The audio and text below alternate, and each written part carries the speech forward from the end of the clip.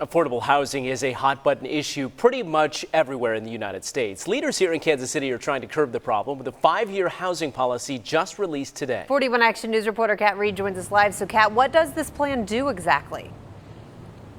Well, Mike and Rhiannon, one thing it does is it finally defines affordable housing in Kansas City, which in this policy, they set it at no more than 30% of annual household income. So let me give you an example here. That's the federal guideline. If you're making $30,000 a year, your housing is affordable if you're paying less than $750 a month. And this policy hopes to make more options available for families. I can afford to spend all my income just on housing alone.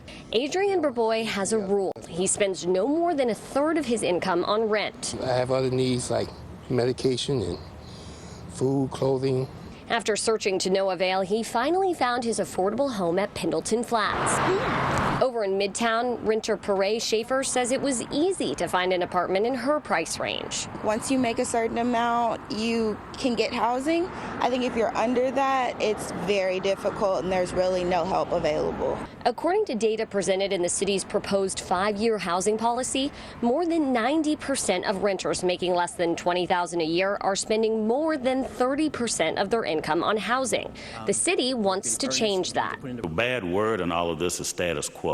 In 70 pages and 200 action items, the city's 5-year housing policy lays out an ambitious plan. Ideas like creating and preserving 5,000 additional housing units by the end of 2023 and creating a $75 million housing development trust fund to pay for it.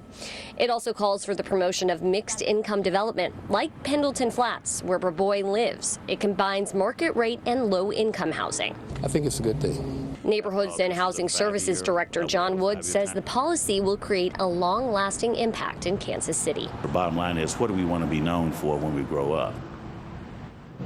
And one question that you may have is, how will that $75 million housing trust fund be paid for? Well, one of the proposals is to raise the use tax on out-of-state purchases to help start it.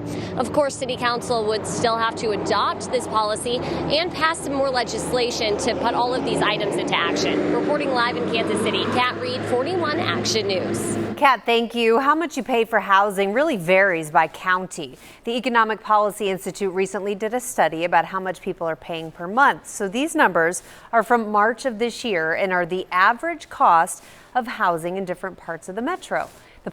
In Platte County, the average is about $906 a month. In Jackson, it's $831, Clay $853. In Wyandotte County, housing costs around $800 a month. People in Johnson County pay the most, about $975 per month on average.